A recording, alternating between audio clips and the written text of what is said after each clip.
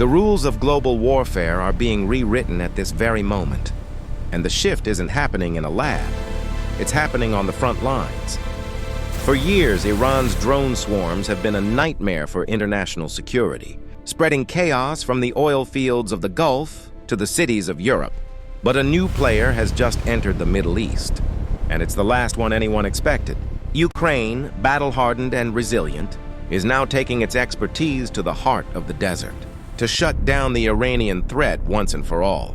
The math of modern war has always been broken. We've seen $2 million missiles fired to stop, $5,000 drones. It's an economic disaster that no nation can sustain. But after years of fighting Russian and Iranian technology, Ukraine has finally cracked the code. They aren't just bringing hardware. They're bringing a new doctrine of smart defense.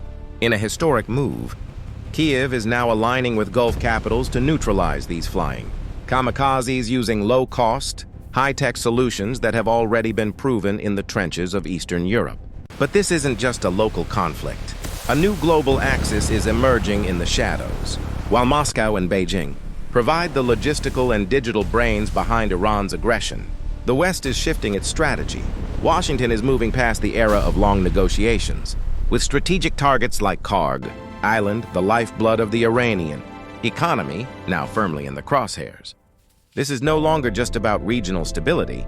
It's a high-stakes chess game for the future of global power, as the lessons of the Ukrainian battlefield protect the world's most critical energy routes. We have to wonder, are we seeing the end of drone dominance, or the beginning of a much larger global explosion? The chessboard is set, and the next move will change everything. If you want to stay ahead of the headlines, make sure to subscribe.